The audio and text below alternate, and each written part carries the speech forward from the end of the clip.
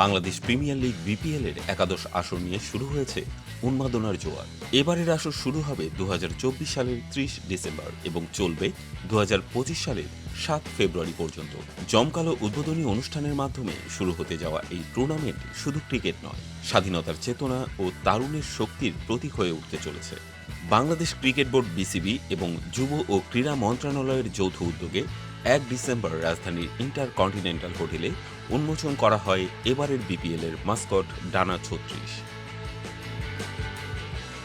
ডানা 36 ডিজাইন করা হয়েছে শহীদ আবু সাইদকে স্মরণ করে। জুলাইয়ের গণ অভ্যুত্থানের সময় পুলিশের বুলেটের সামনে বুক পেতে দাঁড়িয়ে সাহসের দৃষ্টান্ত স্থাপন করেছিলেন আবু সাইদ। মাস্কটটিতে পাখির ডানার মতো প্রসারিত দুই হাতের চিত্র ফুটে উঠেছে, যা আবু সাইদের সেই অমর ভঙ্গিমার প্রতিচ্ছবি। মাস্কট উন্মোচনের আয়োজনটি ছিল যুব ও ক্রীড়া মন্ত্রণালয়ের উদ্যোগে আয়োজিত তারুণ্যের উৎসব 2025-এর অংশ।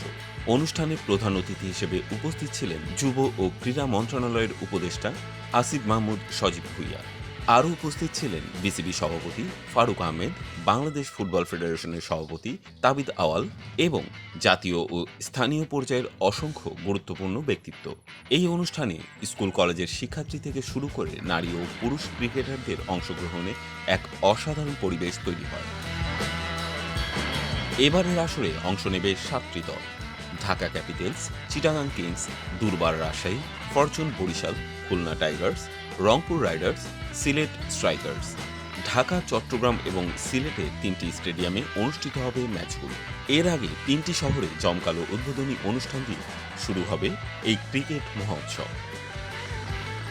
প্রতিটি আয়োজনেই থাকছে দেশীয় সংস্কৃতির মেলবন্ধন, আন্তর্জাতিক মানের পারফরমেন্স এবং ঐতিহাসিক স্মৃতির উদযাপন। বিপিএল 2024 আরও একটি বিশেষ সংযোজন এনেছে শহীদ আবু সাইদ স্ট্যান্ড। এই স্ট্যান্ডটি শহীদ আবু সাইদের আত্মত্যাগের প্রতি জাতির শ্রদ্ধার নিদর্শন। বিপিএল এবার কেবল একটি টুর্নামেন্ট নয়, বরং বাংলাদেশ ক্রিকেটের ইতিহাসে একটি নতুন অধ্যায়। ডানা 36 মাস্কট তারুণ্যের শক্তি ও স্বাধীনতার চেতনাকে ধারণ করে এই আসর হয়ে উঠবে স্মরণীয়।